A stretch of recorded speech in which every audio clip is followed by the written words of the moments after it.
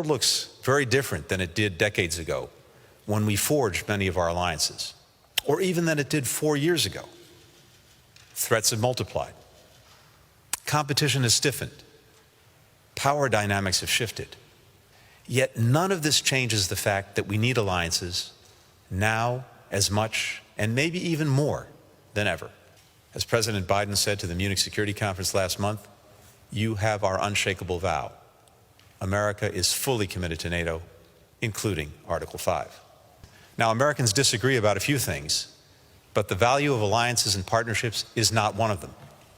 It's on all of us to show what has always been the system's greatest strength, our citizens, and the faith we put in them to improve our societies and institutions. What separates democracies from autocracies is our ability and willingness to openly confront our own shortcomings, not to pretend they don't exist, to ignore them, to sweep them under the rug.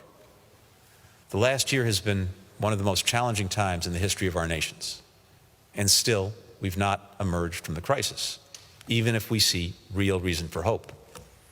But our cooperation with allies and partners provides us with more than a small bit of optimism and faith.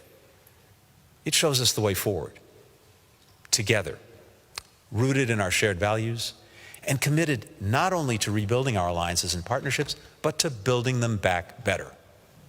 If we do this, there are no challenges we cannot and will not overcome.